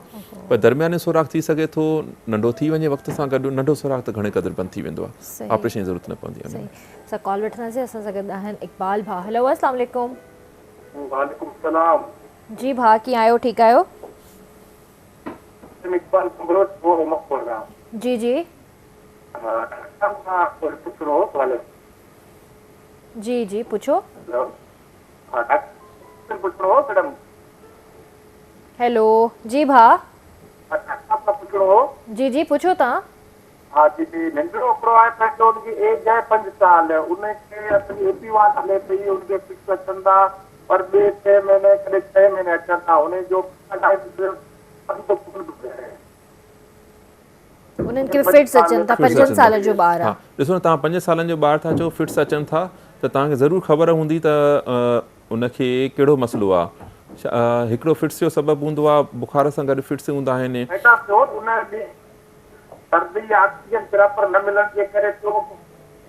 भाउ तव्हांजी आवाज़ इलाही ब्रेक थी थिए पई। ट्रीटमेंट हलेसि थी? अच्छा ठीकु आहे। ट्रीटमेंट बिल्कुलु ट्रीटमेंट जारी है, पर उन बावजूद कॾहिं कॾहिं सर्दी में या कॾहिं सीज़न में थी थो वञे 6 महीने 5 महीने। पोइ तव्हांजे ॿार जे दिमाग़ जो CT स्कैन या MRI थियो आहे? हा, MRI में उन डॉक्टर इहो ॿुधायो त हिनखे खाना जेके आहिनि हिकिड़ो ॿ कमज़ोर आहिनि, वीक आहिनि। ठीकु आहे। ॿारु तव्हांजो हलंदो आहे, नॉर्मल ॿारु आहे ज़हनी तौर ते? न, ॿार कंधु कोन पियो चले, नथो करे। ठीकु आहे। ठीकु आहे। तव्हांजो ॿारु जॾहिं पैदा थियो प्रॉपर रुनो हुयो या ॿुटियल जा हो? जी जी, न उनखे थोरो मामूली ॿुधल हो। ठीकु आहे। पोइ ॾिसो न, तव्हांजे ॿार खे सेरिब्रल पाल्सी आहे, उनखे CP चाइल्ड चइबो आहे। हाणे उन्हनि ॿारनि खे ठीकु आहे, पर तव्हां बहितर आहे वराए तव्हां हिकु दफ़ो रिपोर्टूं करायो, ख़बर पवंदी त दिमाग़ सही तरह ग्रो करे थो नथो करे। ऐं जेकॾहिं दिमाग़ सही ग्रो करे थो ऐं जिस्मानी तौर ते कमज़ोर ॿारु आहे त पोइ उनजी वरी अलॻि सां इलाजु थींदो आहे। ट्रीटमेंट बिल्कुलु ट्रीटमेंट जारी है, एपीवाल फिक्स वारी हले पई, लायरेक्स जेका आहे दिमाग़ खे सुकून ॾींदी उहा हले पई। ठीकु, इन जो इलाजु इहो ई हूंदो आहे। इन मेडिसन ते ज़िंदगी भर हलाइबो आहे। ऐं इन जे ॿार खे जेके नथो हले न, पोइ फिज़ियोथेरेपी कराइबी आहे, ट्रेनिंग कबी आहे, उन ॿार जा जीअं पठा नरम रहनि ऐं सेखारिबो आहे त हले कीअं, वॉक कीअं करे, पोइ फिज़ियोथेरेपी थींदो आहे। ठीकु आहे भाउ, मूंखे उमेदु आहे तव्हांखे तव्हांजे सवाल जो जवाबु मिली वियो हूंदो। डॉक्टर साहिबु, हिन दिलि जी बीमारियुनि खे कंट्रोल कीअं कजे ॿारनि में? कंट्रोल जीअं पैदाइशी दिलि जूं बीमारियूं आहिनि जेके आहिनि, उन्हनि में त तव्हांखे ॿुधायो त सभ खां वधीक बहितरीनु हल इहो आहे त माउ खे प्रॉपरली पंहिंजो चेकअप कराइणु घुरिजे, ॿारनि में वक़फ़ो ॾियणु घुरिजे, पंहिंजी वैक्सीनेशन, पंहिंजी न्यूट्रिशन, पंहिंजी जीअं खून जी मिक़दार हूंदी आहे उहो चेक कराए, शुगर कीअं आहे, ब्लड प्रेशर कीअं आहे, ऐं मेडिसन उहे न वठे जेके ॿार खे नुक़सानु ॾींदियूं, या रेडिएशन जी एक्सरे खामखा एक्सरे न कराए। उहे सभु शयूं जेके ॿार में दिलि जी जे बीमारी जो सबबु थी सघनि थियूं उहे असां प्रिवेंट करे सघूं था। उन खां अलावा हाणे ईअं आहे त हिन वक़्तु असां ॿारु जॾहिं पेट में अंदरि हूंदो आहे त हाणे पेट में अंदरि बि अल्ट्रासाउंड थी वेंदो आहे ॿार जो। इको जीअं अल्ट्रासाउंड थींदो आहे ईअं इको बि थींदो आहे। हा, उन ख़बर पइजी वेंदी आहे त ॿार खे दिलि जे अंदरि पैदाइश खां पहिरियों मसइलो आहे। असां उन्हनि जो कंदा आहियूं जंहिंमें ख़बर हूंदी आहे त ॿार खे पहिरियों इन फैमिलीअ में ॿार खे को दिलि जो मसइलो हुयो या ॿारु अहिड़ो बीमार पैदा थियो जेको पैदा थियण सां ई फोत थी वियो हो, या माउ खे शुगर आहे, ब्लड प्रेशर आहे, या माउ खे दिलि जो मसइलो आहे, या माउ खे ॿी का अहिड़ी शइ आहे जंहिंजे करे असांखे थी सघे थो त ॿार ते असरु थियो हुजे। ऐं जेकॾहिं अल्ट्रासाउंड थींदो आहे त उन में ख़बर पइजी वेंदी आहे त ॿार जी दिलि ते असरु आहे। त उन वक़्तु असां डिसाइड करे वेंदा आहियूं त ॿार जे जो पैदाइश खां पहिरियों जेको ॿारु आहे उन में दिलि ते केतिरो असरु आहे, केतिरी बीमारी आहे। कुझु बीमारियूं अहिड़ियूं हूंदियूं आहिनि दिलि जूं जेको असांखे ख़बर हूंदी आहे त इहे एॾी क्रिटिकल बीमारियूं आहिनि जेके ॿारु पैदा बि थींदो न सर्वाइव न करे सघंदो। उन्हनि माउरनि खे असां पोइ उनखे पेरेंट्स खे असां चवंदा आहियूं त ॿारु हिन वक़्तु उन स्टेज में आहे जेका अञा ग्रोइंग एज आहे, अञा ॿारु फुल डेवलप न थियो आहे, पर दिलि जो एॾो सीरियस मामिलो आहे सर्वाइव न कंदो। पोइ माउ जी सिहत खे ॾिसी करे, माउ खे बेनिफिट ॾिसी करे असां चवंदा आहियूं त इहो ॿारु जेको आहे न माना हो टर्मिनेट करिणो पवंदो मेडिकल ग्राउंड्स ते। उहो बि असां हुनखे जीअं त अॻिते थी ॾिसो न, जेकॾहिं ॿारु डेवलप थी वियो, पैदाइश जी तरफ़ अची वियो, शुरू में जेकॾहिं 24 हफ़्तनि खां पहिरियों जो ड्यूरेशन हूंदो आहे उन वक़्तु ॿारु सर्वाइवल न हूंदो आहे, त उहो लेटेस्ट डेवलपमेंट थी वई आहे। पर जेकॾहिं ख़बर पइजी वेंदी आहे त ॿार में एतिरो सीरियस मसइलो आहे जो सर्वाइव करे वेंदो, पर पोइ असां माउ खे चवंदा आहियूं, पेरेंट्स खे चवंदा आहियूं त डिलीवरी उते करायो जिते सहूलियतूं मौजूदु हुजनि, घटि में घटि जिते दिलि जो को डॉक्टर मौजूदु हुजे उन हॉस्पिटल जे भरिसां आस पास में तव्हां डिलीवरी करायो। जे ॿार खे इमरजेंसी थी त तव्हां फ़ौरन पहुची वञो। सही, ठीकु डॉक्टर साहब, ते ब्रेक वठंदासीं। जी व्यूअर्स, वक़्तु पिया कंदा ब्रेक जो, जल्दी वापसि था अचूं।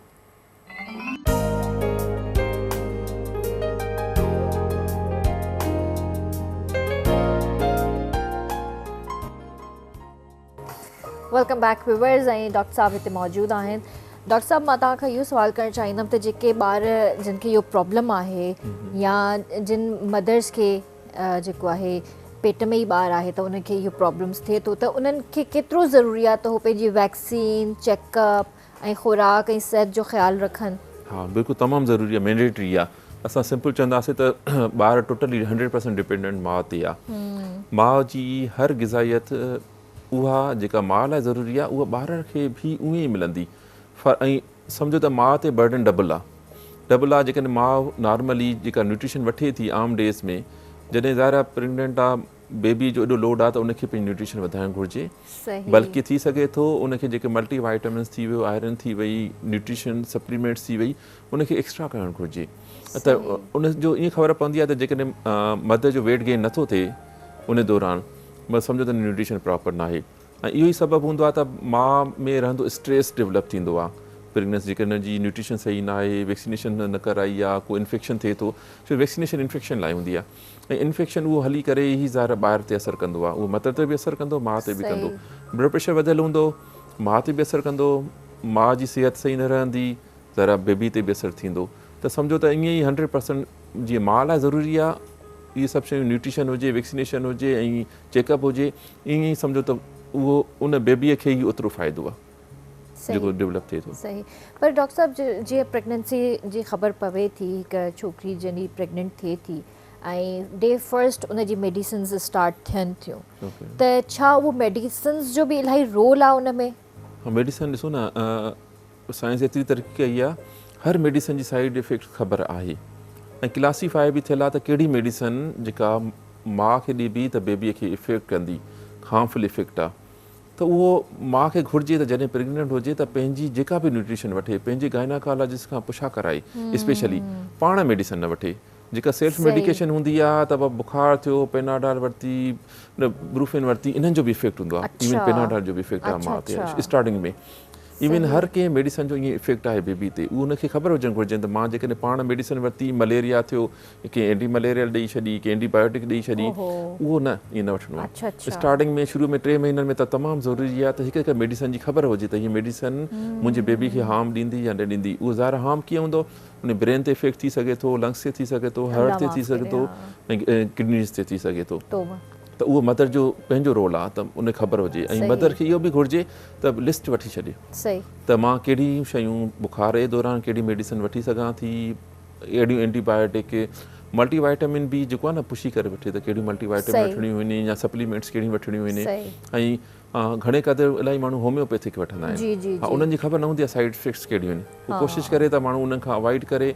हा मेडिसन जेकॾहिं वठो था तव्हांखे लॻे थो त का अहिड़ी डिज़ीज़ आहे जेके जीअं थायराइड जो मसइलो आहे, ब्लड प्रेशर जो मसइलो आहे, त उहे मेडिसन बि उन्हनि में कुझु मेडिसन अहिड़ियूं हूंदियूं आहिनि जेके प्रेगनेंसी में चेंज करणियूं पवंदियूं आहिनि उन्हनि जूं फॉर्मूलास, उहे पंहिंजे डॉक्टर खे ॿुधाए त मूंखे मेडिसन इहे हली रहियूं आहिनि, मां प्रेगनेंसीअ में हाणे छा इनखे कंटिन्यू कयां, इन जॻह ते अल्टरनेटिव मूंखे ॾींदो। सही ज़रूरी आहे। ठीकु आहे डॉक्टर साहब, ॿियो अहम सुवाल इहो आहे त जेके ॿार नीरा पैदा थियनि था त पहिरियां त ईअं थींदो हो त उन्हनि जी डेथ थी वेंदी हुई, ऐं त छा हाणे उन्हनि जो इलाज आहे? बिल्कुलु, ॾिसो न ब्लू बेबीज़ मां तव्हांखे पहिरियों बि ॿुधायो त तमामु ख़तरनाक ॿारनि जी दिलि जी सम्झो बीमारी आहे। उन मतिलबु त साफ़ खून ऐं गंदो खून पाण में मिक्स थी रहियो आहे, जिस्म में गंदो खून वञी रहियो आहे ॿार जे, ऐं गंदे खून में सम्झो त उनजी ग्रोथ प्रॉपर न थींदी, ब्रेन खे बि ऑक्सीजन घटि मिलंदी। जेको ब्लू हूंदो आहे उहो मतिलबु त ऑक्सीजन जी घटि मिक़दार जे करे ब्लू थींदो आहे, ऑक्सीजन जी सुठी मिक़दार हूंदी आहे त उहो पिंक थी वेंदो आहे, त उहो दिमाग़ ते वञी असरु कंदो आहे। ऐं ॿार जेकॾहिं तमामु घणो ब्लू हूंदो न पैदाइश ते त उन में थी सघे थो ब्रेन डैमेज थी वञे, ॿारु सर्वाइव न करे सघे, सॼी बॉडीअ खे ऑक्सीजन ज़ाहिर आहे न मिलंदी त ॿारु डैमेज थी वेंदो। पर हाणे जॾहिं खां असांजा सेंटर डेवलप थिया आहिनि त हाणे उहे बेबीज़ फॉर एक्ज़ाम्पल को लाड़काणे में ॿारु पैदा थिए थो, पैदाइश ते ब्लू आहे, फ़ौरन हली वियो जेकॾहिं NICUD जी ब्रांच ते, ऐं फ़ौरन हुनजी ट्रीटमेंट शुरू थी वई त उहे सर्वाइव था करे वञनि। हा उहे सर्वाइव बि करे था वञनि, बल्कि उन्हनि जा असां ऑपरेशन्स बि कराया आहिनि, ऐं उहे बिल्कुलु नॉर्मल बेबीज़ वांगुरु पंहिंजी ज़िंदगी गुज़ारे बि रहिया आहिनि। सही, ते कॉल वठंदासीं। सखर मां कॉल आहे किरण जी। हेलो, अस्सलाम वालेकुम। वालेकुम सलाम, बाकी क्या हाल है, ठीक हो? बिल्कुल ठीक ठाक, आप कैसी हो? ठीक हो? सिंधी में ॻाल्हायो भेण। ठीक ठाक, आप सुनाए? बहुत अच्छी लग रही है, मुझे तो आप बहुत अच्छी लगती हैं। अच्छा मेहरबानी, तव्हां सिंधी आयो न? जी आवाज नहीं आ रही बाजी। मैं कह रही हूँ तव्हां सिंधी आयो न? जी जी सिंधी में ॻाल्हायो न पोइ। कीअं आयो बाजी? बिल्कुलु ठीक ठाक, तव्हां ॿुधायो कीअं आयो? जी अदी, छा चवणु चाहींदव? बस तव्हां सां ॻाल्हाइणो हुयो। अच्छा अच्छा, सही आहे, ठीकु आहे, ॻाल्हाए वरितो? हा ॻाल्हाए वरितो, तव्हांजो आवाज़ ॿुधियो हुयो। अच्छा महिरबानी, मूंखे ॾाढो वणंदा आहियो। अच्छा ॿियो ॿुधायो, सखर जो मौसम कीअं आहे? मौसम त सर्दी थी वई आहे हाणे ॾाढी। सर्दी थी वई आहे? अच्छा हिते सर्दी थी वई आहे। हाँ हलो, ज़बरदस्त सर्दियुनि खे एंजॉय कयो, पंहिंजो ख़्यालु रखिजो। अल्लाह हाफ़िज़, अल्लाह हाफ़िज़।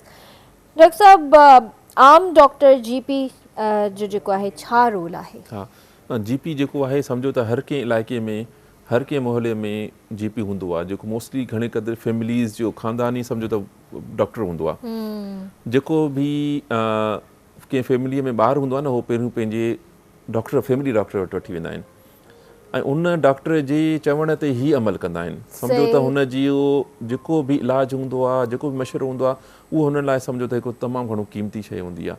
त असांजो GPs खे इहो ई चवणु हूंदो आहे त तव्हांखे जेकॾहिं कुझु साइन सिम्पटम्स ॿार में नज़र अचनि ऐं तव्हांखे शक लॻे त ॿार खे दिलि जो मसइलो थी सघे थो, त तव्हां एतिरी महिरबानी कयो, उन्हनि खे तव्हां पंहिंजे जेके बि अचनि था पेरेंट्स, उनखे एडवाइस कयो, तव्हांजे क़रीब फलाणो फॉर एक्ज़ाम्पल कोई आहे दादूअ में, असां हुनखे चवंदा बाबा तव्हां 7 में NICUD जी ब्रांच आहे, तव्हां ॿार खे वठी वञो, उते ईको करायोसि, मूंखे शक थो लॻे त दिलि जो मसइलो न हुजे। जेके मसइलो निकिरी आयो त घटि में घटि ॿार खे फ़ाइदो थी वेंदो, न निकितो घटि में घटि इहो हूंदो त फैमिली ईज़ी हूंदी, रिलैक्स हूंदी। ऐं जेकॾहिं GP खे लॻे थो त इहो मामिलो अञा सीरियस आहे न, त हुनखे फ़ौरन थी सघे थो, असांजा नंबर बि मिलियल आहिनि, ऑनलाइन नंबर आहिनि, हेल्पलाइन नंबर आहिनि, उते फ़ोन करे हुनखे चई बि सघे थो असां ॿाहिरि मोकिलियूं था, हिनखे हे मसइलो लॻे थो, ऐं फ़ौरन मूंखे लॻे थो असां कंदा आहिनि। पहिरियों इहा कम्युनिकेशन न हुई, पर हाणे जेके बि GPs आहिनि, स्पेशलिस्ट आहिनि, उहे डायरेक्ट फ़ोन बि कंदा आहिनि, उन्हनि तक़रीबन असांजे डॉक्टर्स जा नंबर बि हूंदा आहिनि, सेंटर्स जा नंबर बि हूंदा आहिनि, उहे पाण ॿुधाईंदा आहिनि, हे ॿार मूंखे सीरियस थो लॻे, हिनखे तव्हां अर्जेंटली ट्रीट कजो, एडमिट कजो। इवन असां उनखे इहो बि चवंदा आहियूं तव्हां पेपर ते लिखी ॾियो अच्छा अच्छा त case discussed and forward for admission, उहो सिधो अची एडमिट थी वेंदो ॿार, उनखे घुमणु न पवंदो आहे। डॉक्टर साहब अगरि का ॾाढी एमरजेंसी थी वञे, कंहिं ॿार जी तबियत ॾाढी बिगड़जी थी वञे, लेट सपोज़ ऐं हो हॉस्पिटल पहुचनि था त उनजी फर्स्ट एड छा आहे? फर्स्ट एड ॾिसो न, जेकॾहिं ॿार ब्लू बेबी आहे त फर्स्ट एड छा हूंदी आहे, ॿार खे फौरन ऑक्सीजन ॾींदासीं। ठीकु आहे न। जो ब्लू बेबी में छा हूंदो आहे, रत तमामु घणी घाटी हूंदी आहे ॿार में, फौरन असां ॿार खे ड्रिप हणंदा आहियूं फ्लूइड जी, ठीकु आहे न। ऐं ॿार खे जेकॾहिं घणी बेचैनी हूंदी आहे त असां उनखे पेन किलर बि ॾींदा आहियूं त ॿारु क्वाइट कंफर्टेबल थी वञे, ऑक्सीजन मेंटेन थी वञे, पाणी जी मिक़दार मेंटेन थी वञे, जी रत थोरी नॉर्मल मिक़दार में अची वञे।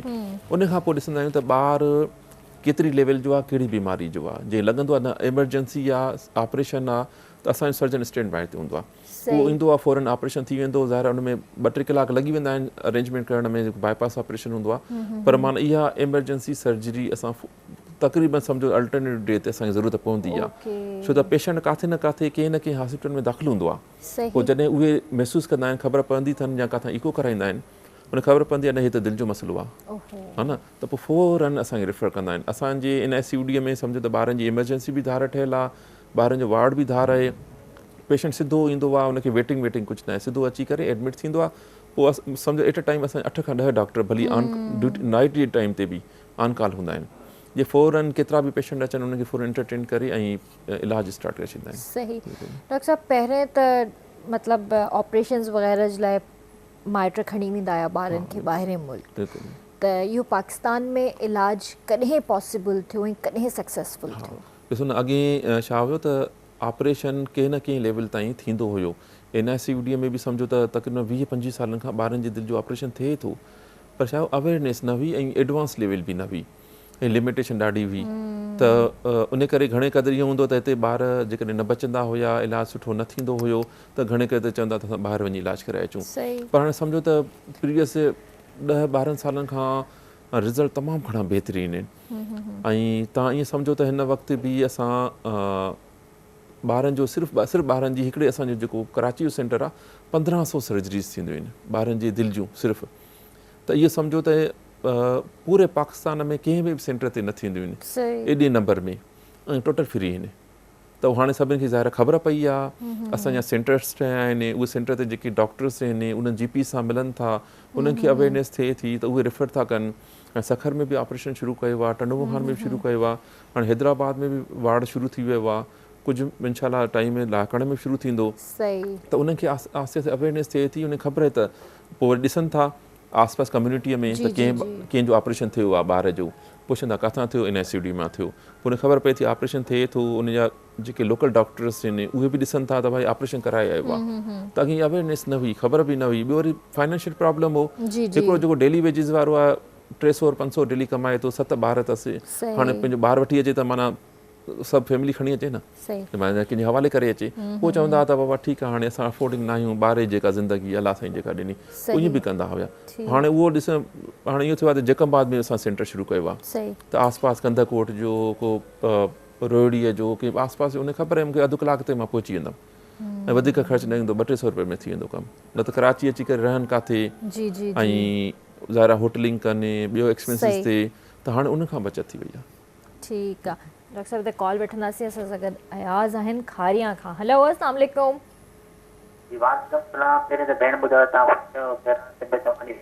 अल्हम्दुलिल्लाह ठीक ठाक भाउ, तव्हां कीअं आहियो? ठीकु आहियो? अल्हम्दुलिल्लाह भेण, तव्हांजो प्रोग्राम त रेगुलर ॾिसूं था ऐं माशाल्लाह तमामु बिज़ी आहे तव्हांजे प्रोग्राम। महिरबानी भाउ, ईअं ई ॾिसंदा रहो। फैमिली सां गॾु ॾिसंदा आहियूं। तव्हां ॿुधायो, ख़ुशि आहियो? ठीकु ठाक आहियो? अल्हम्दुलिल्लाह अल्हम्दुलिल्लाह। जेको तव्हां माशाल्लाह कलर प्रोजन जेको ॻाइणो घुरायो हिकिड़ो, त माशाल्लाह गुलूकार घुरायो, इहो बि प्रोग्राम तमामु ज़बरदस्त आहे। विवाह खां पोइ अॼु जेको प्रोग्राम हले थो उहो तमामु ज़बरदस्त आहे। महिरबानी भाउ, महिरबानी। डॉक्टर साहब सां कोई सवाल करणु चाहींदव? अच्छा, डॉक्टर साहब खां मां इहो सवाल कंदुमि त डॉक्टर साहब सां इहो ई पुछणु चाहींदुमि त जेको ॿार हिकु तरह सां मतिलबु जेका ॿारनि खे बाफ़ ॾियारींदा आहियूं या ज़ुकाम में, उहा बाफ़ उहा मशीन बाफ़ थींदी आहे, उहा ज़रूरु ठीकु आहे या की असां गरम पानी करे मतलब के क्या बर्तन में पोइ में बाफ़ विझी बाफ़ ॾींदा उहा सही आहे? अच्छा ठीकु आहे, मां पुछां थी डॉक्टर साहब खां। अच्छा, हाणे बाफ़ ॾिसो तव्हां ॿार खे जेकर बाफ़ ॾियो था, असां त चवंदा आहियूं त जेको ॿारु आहे तव्हां उनखे सिंपल जेकॾहिं उन जो कंजेशन आहे त सिंपल तव्हां नेबुलाइज़र ॾेई छॾियो। नेबुलाइज़र बेस्ट आहे। बाफ़ में हाणे ख़बर न आहे तव्हां टेम्परेचर कीअं मैनेज कंदो, केतिरो मैनेज कंदो। ख़ुदा न खां नंढो ॿारु आहे, बाफ़ ॾींदे हुनजो गरम पाणी लॻी वञे या ॿार जो मुंहुं हुन में किरी पवे त उहो बि तव्हां कंट्रोल न करे सघंदो। बहितर आहे तव्हां स्टीम खां बाफ़ खां नंढो ॿारु आहे त उनखे तव्हां नेबुलाइज़र ॾियो। नेबुलाइज़र अॻे त एक्सपेंसिव हूंदो, हाणे तमामु चीप 2-3 हज़ार में मिली थो वञे। तव्हां हुन में सिंपल नॉर्मल सेलाइन पाणी विझी करे ॾींदव त उहो बि स्टीम थी वेंदो आहे, उहो बहितर आहे। सही, तव्हांखे तव्हांजे सवाल जो जवाबु मिली वियो हूंदो। डॉक्टर साहब, जीअं ॿारु जेसीं ताईं माउ जी हंज में आहे तेसीं ताईं माउ ई उनजी टेक केयर करे थी, पर जॾहिं ॿारु हलणु शुरू करे थो ऐं प्रॉपर डाइट वठणु शुरू करे थो ऐं उनखे इहो हार्ट जो बि इशू आहे त उन ॿार जी केयर छा आहे, त उनखे खाधे पीते में छा ॾिजे ऐं उनखे मतिलबु कहिड़ियुनि कहिड़ियुनि एक्टिविटीज़ खां रोकिजे त ही न कर। हाणे ॾिसो न, सभ खां पहिरियों मां तव्हांखे इहो ॿुधायां त जेके दिलि जा मसइला हूंदा आहिनि न उन में डिफरेंट टाइप्स आहिनि। खाधे पीते में नॉर्मली जेको चयो वेंदो आहे त दिलि जो ॿार खे दिलि जो मसइलो आहे, हे बि न ॾियोसि, हो बि न ॾियोसि, हे बि न खारायोसि, अहिड़ो कुझु बि न आहे। तव्हां ॿार खे रूटीन नॉर्मल डाइट ॾेई सघो था।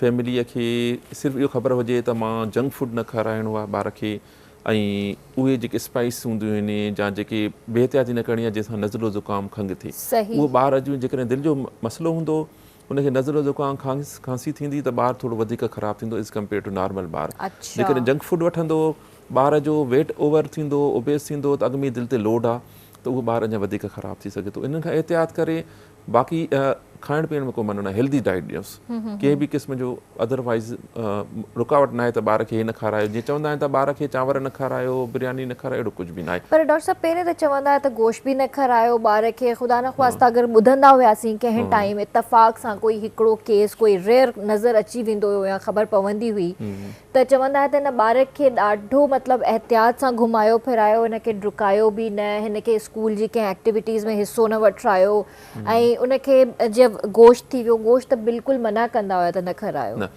गोश्त बिल्कुलु बि मना न आहे। तव्हां गोश्त ॾेई सघो था, चिकन, फिश, एग सभु कुझु ॾेई सघो था, मना न आहे। ऐं बल्कि असां ईअं चवंदा आहियूं त प्रोटीन डाइट जेका वधीक ॾियो ॿार खे, ऐं वेजिटेबल्स बि ॾियो, बैलेंस डाइट ॾियो, पर उन में तव्हांजी प्रोटीन वधीक हुजे एज़ कम्पेयर टू फेट। बाक़ी चओ था न जेकी एक्टिविटी हूंदी आहे अकॉर्डिंग टू डिज़ीज़, जेकर ॿार जो दिलि कमज़ोर आहे ऐं हो हार्ट फेलियर मेडिसन ते आहे त पोइ असां हुन चवंदा आहियूं त लिमिटेड एक्टिविटी कयो। जीअं रूटीन जी घर जे अंदरि थी वियो, ॿारु स्कूल वियो, घणो स्पोर्ट्स में न पार्टिसिपेट करे। ऐं ॿियो हिकिड़ा ॿार जेके मां तव्हांखे चयो ब्लू बेबीज़ आहिनि, जेको वाल ब्लॉक आहे, तमामु घणो ब्लू आहिनि, उहे एक्टिविटी खे टॉलरेट न कंदा आहिनि। अकॉर्डिंग टू डिज़ीज़ जेका बीमारी आहे उन हिसाब सां असां हुननि खे फैमिली खे काउंसिल कंदा आहियूं। हिकु ॿारु आहे नंढो सुराख आहे, नॉर्मल एक्टिविटी करे, माइनर प्रॉब्लम आहे, नॉर्मल एक्टिविटी करे, को रुकावट न आहे। मॉडरेट डिज़ीज़ आहे त असां चवंदा आहियूं कि नॉर्मल एक्टिविटी करे उन सां गॾु थोरो जेको एक्सेसिव एक्सरसाइज़िस हूंदियूं आहिनि, स्पोर्ट्स हूंदियूं आहिनि, उन्हनि खां थोरी लिमिटेशन करे। पर जंहिं ॿार खे तमामु घणो सीरियस मामिलो हूंदो आहे असां हुनखे चवंदा आहियूं त कोशिशि करे एक्ज़र्शन न करे, एक्ज़र्शन वारो वर्क्स न करे। जीअं घणो स्टेयर्स थी वियूं, फुटबॉल थी वियो, वॉकीबॉल थी वियो, टेबल टेनिस थी वियो, इन शयुनि स्विमिंग थी वियो, इन खां अवॉइड करे, छो त उहे हुन ते हार्ट ते लोड कंदा। छो त जेकी एक्टिविटी थींदी दिलि जी धड़कन वधंदी, दिलि जी धड़कन वधंदी त दिलि ते लोड वधंदो, ऐं जेकॾहिं दिलि कमज़ोर हूंदो, उहो उन में को होल हूंदो घणो लार्ज, वाल बंदि हूंदो त उहो ॿारु टॉलरेट न करे सघंदो। ऐं ॿारु पाण बि अडॉप्ट कंदो आहे त कहिड़ी एक्टिविटीअ ते मुंहिंजो साह थो मुंहिंजे, मूंखे पसीना था अचनि। फैमिली पाण ॿुधाईंदी आहे त हे ॿारु बिलू आहे, थोरो भॼे थो, थकिजी वेही थो रहे। पोइ ॿार खे ख़बर हूंदी आहे मां भॼंदमि, डुकंदमि, फुटबॉल खेॾंदमि, मुंहिंजो साह मुंझंदो, पोइ पाण पंहिंजे पाण खे एडॉप्ट करे वेंदो आहे पंहिंजी एक्टिविटी खे बि। हा, उन्हनि जे बारे में असां इहो चवंदा आहियूं त पेरेंट्स पाण पुछनि त असांजो ॿारु हेतिरो टॉलरेट करे थो, वधीक केतिरी एक्टिविटी कयूं। स्कूल वारनि खे असां लिखी ॾींदा आहियूं त हिन ॿार जी दिलि जी बीमारी हिन लेवल जी आहे, हिन खे तव्हां हीअ एहतियात कयो। हिननि घणो टाइम जेकॾहिं कुझु ॿार हूंदा आहिनि असां हुनखे चवंदा आहियूं असेंबली में न बीहण ॾियो, गर्मियुनि में तव्हां ॿाहिरि न घुमणु ॾियो न, छो त हुन में डिहाइड्रेशन थींदी, पाणी जी कमी थींदी त थी सघे थो हो अञा दिलि जो मसइलो वधी वञे। ठीकु आहे डॉक्टर साहब, त कॉल वठंदासीं। हेलो, अस्सलाम वालेकुम। वालेकुम सलाम। जी भाउ, केरु पियो ॻाल्हाए? तव्हांजो प्रोग्राम हिन वक़्तु ॾिसी रहिया आहियूं, तमामु सुठो। जेके बि डॉक्टर साहिब मशवरा ॾियो अथऊं तमामु बहितरीनु जी जी, ऐं तमामु सुठो प्रोग्राम हली रहियो आहे। मां डॉक्टर साहिब खां पुछो त असांजे ज़िले शिकारपुर में कहिड़ी कहिड़ी ॿारनि जी सहूलियत आहे अस्पताल में, इन जे बारे में थोरो ॿुधाईंदा असांखे। ठीकु आहे भाउ, ठीकु आहे, थैंक यू। पंहिंजो ख़्यालु रखिजो। हाँ, अच्छा, शिकारपुर में ॿारनि जी सहूलियत त मौजूदु आहिनि, ॿारनि जी हॉस्पिटल बि मौजूदु आहे, पर दिलि जी हॉस्पिटल या दिलि जो स्ट्रेस सेंटर इन ICUD जो न आहे। जेकाबाद में डेवलप थियो आहे, सखर में आहे, त शिकारपुर ऐं जेकाबाद परते न आहे। पर असांजो प्रोग्राम इहा त जीअं पहिरियों सखर में हो, जेकाबाद में न हो। हाणे जेकाबाद में डेवलप थियो आहे त थी सघे थो शिकारपुर में बि थी वञे। उहो डिपेंड कंदो आहे त उते केतिरो बर्डन आहे, उतां केतिरो रिफरल थो अचे। सखर में असां वेही करे ॾिठोसीं त पेशेंट तमामु घणा खेरपुर साइड जा अचनि था, त खेरपुर में बि ठही वियो। जेकाबाद साइड मां अचनि था, जेकाबाद में वरी बलूचिस्तान जा अचनि था, त उते सेंटर ठाहे वियो। पर जेकॾहिं शिकारपुर बेसिकली विच में थो अची वञे, जेकाबाद, सखर, लाड़कानो सभु उनखे लॻनि था, त थी सघे थो उतां एतिरो बर्डन अञा न आहे ऐं उहे अधु कलाक मुने कलाक में माना पहुची सघनि था। त जॾहिं बर्डन वधी वियो त उते बि ठाहींदासीं। Thank you so much doctor साहब, तव्हां हिते आयो, तव्हां पंहिंजो क़ीमती वक़्तु असांखे ॾिनो, तव्हां इलाही अवेयरनेस बि ॾिनी आहे इन सिलसिले में। ऐं मां चाहींदसि त तव्हां कोई पैगाम ॾियो मदर्स जे लाइ स्पेशली। हा, ॾिसो, पैगाम त मदर्स लाइ बि आहे, पेरेंट्स लाइ आहे, डॉक्टर जेके लोकल डॉक्टर्स आहिनि उन्हनि लाइ बि आहे, ऐं पब्लिक लाइ बि आहे। त उहे ॿार जेकॾहिं उन्हनि खे किथे बि ख़बर पवे, या भली पेरेंट्स खे ख़बर पवे, को शक हुजे या को डॉक्टर उन्हनि खे ॿुधाए त तव्हांजे ॿार खे दिलि जो मसइलो थी सघे थो, असांखे शक आहे, त उनखे गाइड कयो वञे, चयो वञे त बाबा दिलि जी सहूलियतूं, इलाज जी सहूलियतूं पाकिस्तान में मौजूदु आहिनि, फ्री आहिनि, ऐं हर सेंटर हर सिटीअ में अवेलेबल आहिनि। तव्हां उनखे रेफर कयो, गाइड कयो। जेके न बि वञनि, अवॉइड कनि, त तव्हां उनखे एतिरो घटि में घटि मोटिवेट कयो, पुश कयो त हिकु दफ़ो तव्हां ॾिसी अचो, तव्हां मिली अचो, रजिस्ट्रेशन कराए अचो पाण खे। पेरेंट्स खे बि घुरिजे त जेकॾहिं हिकु दफ़ो ॾेखारे था वञनि, घणे क़दुरु असां ॾिठो आहे त एजुकेटेड फैमिलीज़ न आहिनि, त अराउंड स्टार्टिंग में त ईअं हूंदो, शुरू में मोर देन 50% पेशेंट्स जेके आहिनि फैमिलीज़ ईंदा हुआ, ॾेखारे करे रिपोर्टूं कराए वरी लास्ट फॉलोअप थी वेंदा हुआ, पंहिंजो इलाजु कंटिन्यू न कराईंदा हुआ। पोइ उन्हनि खे स्लो स्लो जेके GPs आहिनि या ॿियूं जेके एजुकेटेड फैमिलीज़ आहिनि, उहे हिक ॿिए खे कम्यूनिटीअ में गाइड कंदा आहिनि त न तव्हां वञो, तव्हांखे डॉक्टर 6 महीने खां पोइ घुरायो आहे, त तव्हां वञी ॾिसी अचो, उनखे ज़रूरु फॉलोअप कयो। फॉलो न कंदो, थी सघे तव्हांजो इलाजु जेको शुरू कयो हुजे उनजो असांखे कोई चेंजिस करणी हुजे, छो त दिलि जी दवा शुरू त कंदा आहियूं जेकॾहिं, पर उहो को बंटीज़ न आहिनि। ज़ाहिर जेकॾहिं उनखे कंटिन्यू कंदासीं, थी सघंदो साइड इफेक्ट बि हुजे। जेके मेडिसिन शुरू थी आहे, न पाण बंदि करणी आहे, न पाण ई उनखे घटाइणो आहे या वधाइणो आहे, त उन लाइ बि अचो, डॉक्टर सां मिलो, मशवरो वठो दिलि जे डॉक्टर खां, त पोइ दवा तव्हां शुरू कई ही, ख़तमु कयूं, वधायूं, घटायूं, ऐं ॿार जो स्टेटस ॿुधायो त छा आहे। ठीक है, थैंक यू डॉक्टर साहब, थैंक यू जी, थैंक यू शोभी भाई आपका भी। जी व्यूवर्स, त इंशाल्लाह सुभाणे तव्हां सां वरी मुलाक़ात कंदासीं। मूंखे ॾींदा इजाज़त, पंहिंजो ख़्यालु रखिजो, अल्लाह हाफ़िज़।